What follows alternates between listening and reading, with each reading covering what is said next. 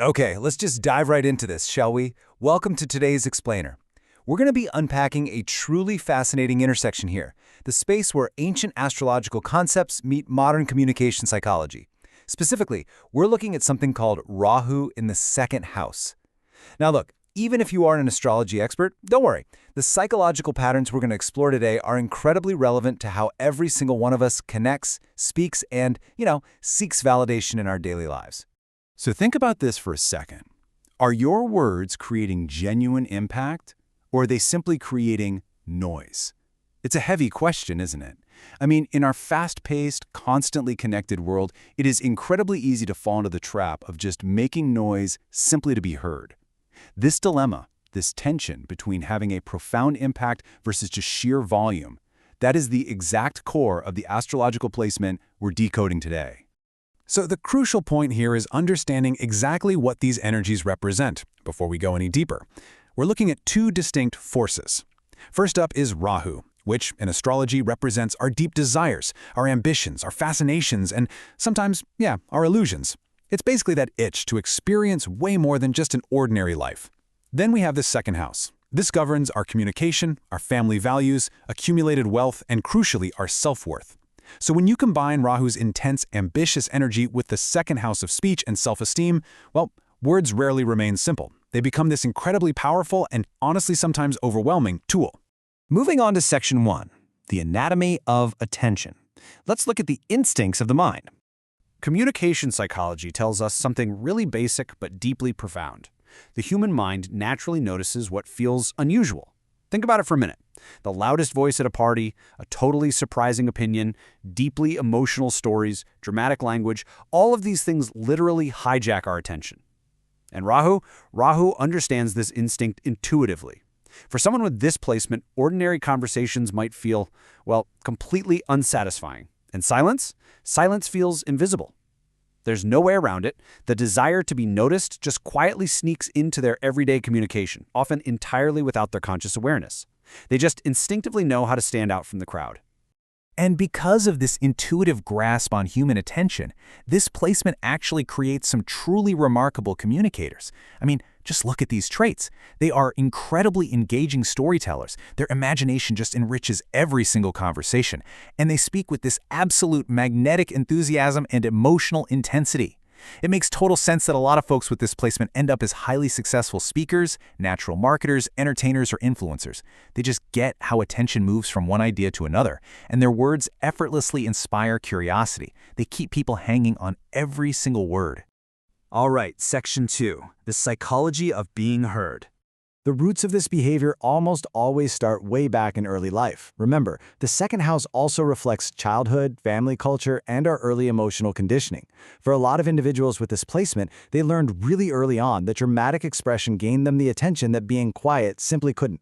Maybe speaking boldly was literally the only way to get recognition at a super chaotic family dinner table, right? Rahu preserves those early experiences. It essentially wires the individual to keep seeking significance through louder, increasingly memorable communication. Let's move on and see how this builds, because this dynamic turns into a powerful psychological engine, what we call the reward cycle of validation. So step 1, attention is received. Step 2, this creates immediate emotional satisfaction and excitement. I mean, feeling appreciated feels good, right? Then step 3, gradually the brain starts expecting that exact same emotional reward again. And finally, step 4, to make absolutely sure they get that reward, the individual speaks even more dramatically. Rahu just completely magnifies this loop, making dramatic speech the absolute fastest path to feeling noticed, and it directly ties their communication straight to their self-esteem. Now for Section 3, the shadow of performance. See, when that validation loop spins out of control, a really subtle shift happens. The stories get just a little bit larger. The reactions become much stronger. Opinions swing to the extremes. Basically, conversations turn into a performance, acting out the masks of comedy or tragedy. And you end up just seeking excitement instead of actual understanding. Without the person even realizing it's happening, everyday communication devolves into a theatrical routine. Every interaction carries this hidden hope of being admired or acknowledged, and the whole point, the core purpose of actually connecting with another human being, gets totally lost in the theatricality of it all.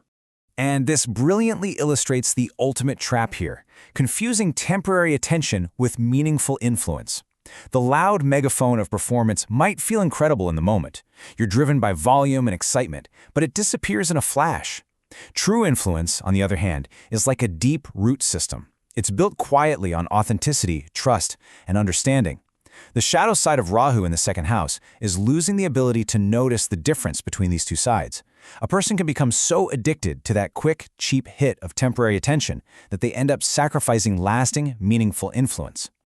Let's bring this into the present. Section 4, Navigating the Digital Age. Now, this whole dynamic is absolutely supercharged by the world we live in today.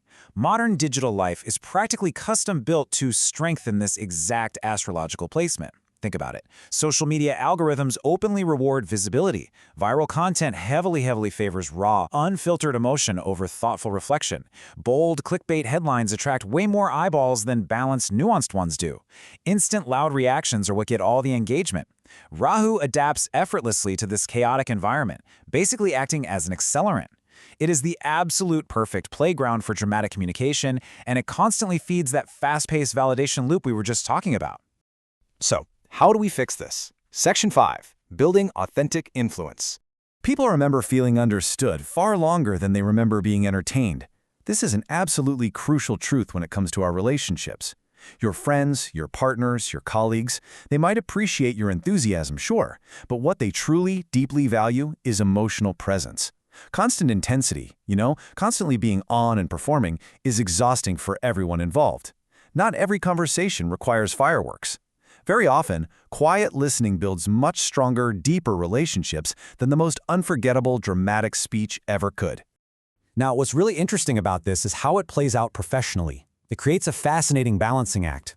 Yes, absolutely, careers in media, marketing, or public speaking massively benefit from Rahu's persuasive, original energy, but audiences only stick around if the communication remains trustworthy. Lasting influence comes from credibility, not just excitement.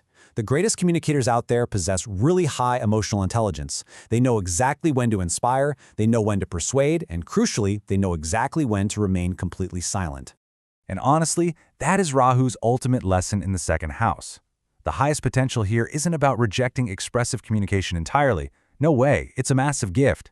Instead, it's about discovering that sometimes the quietest sentence carries the deepest truth. It's learning that simplicity can actually create a far greater impact than a massive spectacle. Words become their most powerful when they are guided by a genuine desire for understanding rather than a desperate hunger for applause.